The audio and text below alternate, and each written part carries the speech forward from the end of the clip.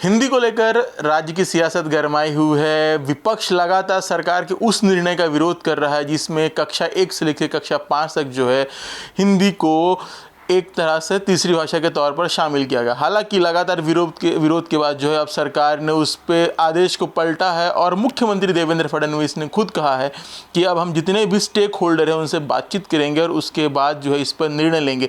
हमारे साथ मौजूद हैं श्रीपद जोशी सर, जो लगातार जो है जब से सरकार ने ये निर्णय लिया है तब से पत्र लिख रहे हैं मुख्यमंत्री को और अपना विरोध या कहें कि मराठी को एक तरह से जिस तरह का सरकार का आदेश है उसे निरस्त करने और मराठी को ही प्राथमिकता देने की बात जो है वो लगातार कर रहे हैं। सर, लगातार जो विरोध इसका किया जा रहा है, आप भी लगातार पत्र लिख रहे हैं। अब सरकार ने जो है एक तरह से एक मुख्यमंत्री देवेंद्र फडणवीस ने खुद जो है तमाम लोगों से बातचीत करने फिर इस पर जो है निर्णय लेने की बात कही। आप क्या कहेंगे? मराठी में एक कहावत आहे, आधी कळस मग पाया. पहिले कळस बांधायचा आणि मग पाया खोदायचा, अशी इमारत खोदणं चालू आहे. आधी आपण निर्णय घेऊन टाकला. आम्ही आधीच म्हणत होतो की कोणाला विचारून घेतला, कोणत्या तज्ज्ञांना विचारलं, कोणत्या संबंधित घटकांशी चर्चा करून तुम्ही निर्णय घेतला आणि याचे काय परिणाम होणार आहेत गंभीर दूरगामी, याच्यावर काय अध्ययन केलं राज्यांनी, कोणत्या तज्ज्ञांनी केलं, तो अहवाल आम्हाला सांगा. आणि हा निर्णय घेताना कोणी मागणी केली तिसऱ्या भाषेची? मुळामध्ये ही भाषिक राज्य आहेत, आपापल्या भाषेच्या जतन संवर्धनासाठी, भाषा साहित्य संस्कृतीच्या संवर्धनासाठी निर्माण झालेली आहेत. सगळा व्यवहार प्राधान्याने आणि प्रामुख्याने मराठी भाषेतून होईल असं राज्याचं मराठी भाषा धोरण सांगतं आहे. मग प्राधान्याने आणि प्रामुख्याने म्हणजे काय? 1ली ते 5वी जगात सगळीकडे मातृभाषेतूनच प्राथमिक शिक्षण झालं पाहिजे हे भाषा विज्ञान सांगतं. आपण का असे वेगवेगळे प्रयोग करतो? त्या मुलांच्या कोवळ्या वयावरती तिसऱ्या भाषेचं ओझं आपण लाटतो आहे. खरं म्हणजे मराठीची पण सक्तीची गरज नाही आहे. मराठी राज्य आहे हे. इथे मराठी माध्यमातूनच सगळं शिक्षण व्हायला पाहिजे, मराठीतूनच व्हायला पाहिजे. तुम्ही 96 साली इंग्रजी भाषा सक्तीची केली, त्याच्यामुळे आम्हा लोकांना मराठीच्या शाळा बंद पडायची, मराठीची अवहेलना व्हायची, मराठी पूर्णपणे बाजूला व्हायची जी वेळ येत गेली. त्यामुळे मराठी भाषा सक्तीची करा 1ली ते 10वी हा कायदा करण्याची मागणी करून तो करून घ्यावा लागला.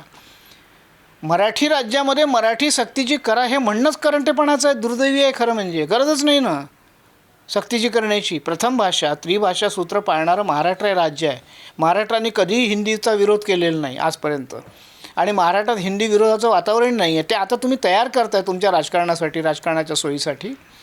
महाराष्ट्र कधीच हिंदी द्वेष करत नहीं, उलट महाराष्ट्राने हिंदी का मोठ्या प्रमाणावर प्रसार प्रचार केलेला है. सरकार का कहना है कि जिस तरह अंग्रेजी पढ़ाई जाती है और 30 जो नई शिक्षा नीति है उसके तहत सभी को तीसरे भाषा के तौर पर एक भाषा देना है, चाहे वो कुछ भी पढ़ सकते हैं, हिंदी पढ़ सकते हैं, तमिल, तेलुगु. इससे क्या होगा कि जो छात्र हैं, जो बच्चे हैं, जो स्कूल में पढ़ रहे हैं, उन्हें नई भाषा का ज्ञान होगा और कहीं अगर वो उन क्षेत्रों में जाते हैं जिस भाषा का उन्हें ज्ञान है तो वहाँ उनके लिए आसानी होगी. एक कहें कि नया रास्ता खुलेगा भविष्य में उनके, चाहे रोज़गार के संदर्भ में देखें या किसी अन्य संदर्भ में देखें.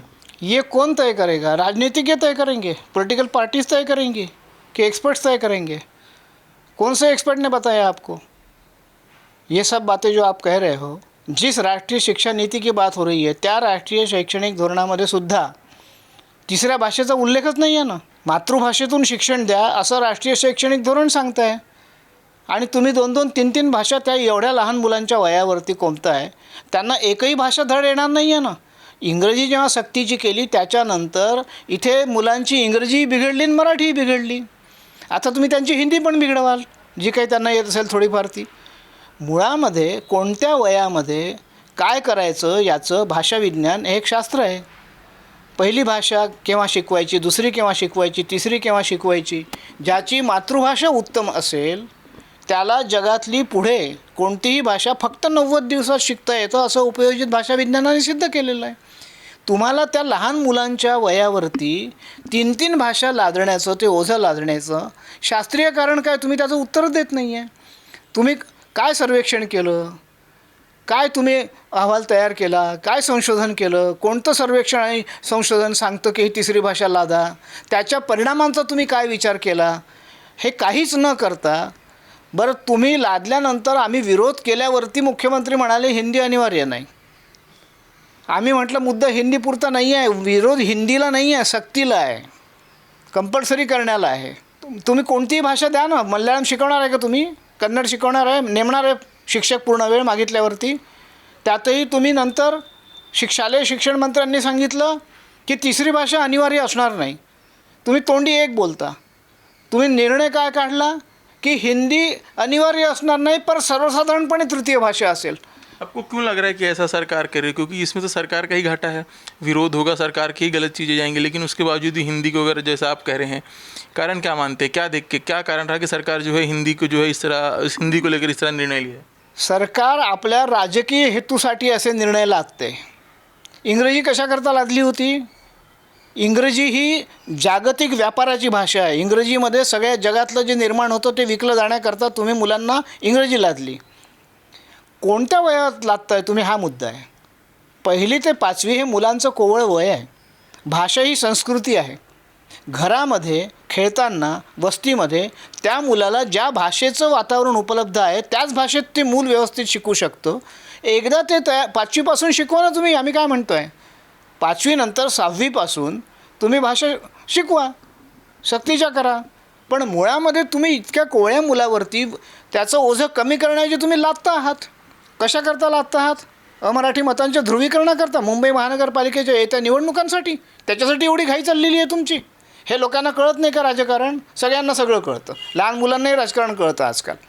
त्यामुळे हा अत्यंत अशास्त्रीय, अविवेकी, अविचारी निर्णय आहे. बालमानसशास्त्रज्ञ, शिक्षणतज्ञ, अभ्यासक, भाषा वैज्ञानिक सगळं सांगतात. यांच्यापेक्षा सरकार तज्ञ आहे का हो या विषयांमध्ये? आखिरी सवाल कि जिस तरह से सारी चीज़ें हुई हैं, अब जो है मुख्यमंत्री ने खुद जो है सभी से बात करने की बात कही है, फिर उसके बाद निर्णय लेने की बात कही है.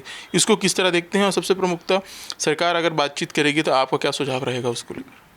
आम्ही आजच सरकारला पत्र पाठवलेलं आहे की गेल्या 2.5 महिन्यामध्ये महाराष्ट्राने एकमुखाने हिंदीसह तिसरी भाषा अनिवार्य असणार नाही अशी एक ओळीची शासन दुरुस्ती करून मागितलेली आहे. ती तुम्ही अजूनही करत नाही आहे. फक्त वेळ काढूपणा चाललेला आहे. आणि तुम्ही आता कोणाशी बोलणार आहात? बालमानसशास्त्रज्ञ, शिक्षणतज्ञ, अभ्यासक, कार्यकर्ते सगळ्यांनी गेल्या 2.5 महिन्यामध्ये जे जे सांगायचं सगळं सरकारपर्यंत पोहोचवून झालेलं आहे. आता कोणाशी बोलणार आहात तुम्ही?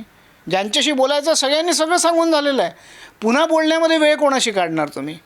आणि आम्ही आता पत्रामध्ये असं म्हटलेलं आहे की सरकार जनतेची फसवणूक करत आहे असं सरकारबद्दल मत तयार होणं इष्ट नाही आहे. ते झालेलं आहे.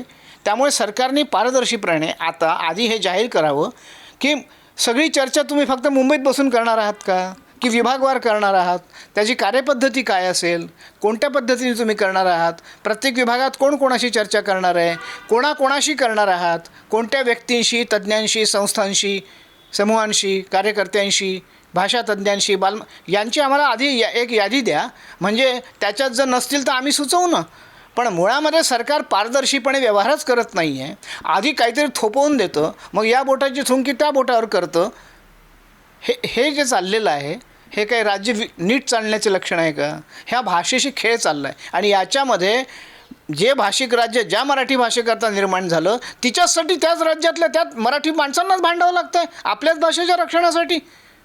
हे दुर्दैव, अतिशय दुर्दैवी आहे. तो ये थे जोशी सर, जिनका कहना है कि जो सरकार का जो निर्णय है वो सीधा सीधा एक राजनीतिक निर्णय है जिससे चुनाव में वोटों का ध्रुवीकरण हो सके. और इसी के साथ उन्होंने स्पष्ट रूप से सरकार से मांग की है कि जो हिंदी सक्ती का जो नियम है उसे तत्काल रद्द किया जाए. मेरे साथी जितेंद्र खाबरे के साथ रवि शुक्ला, UCN न्यूज़, नागपुर.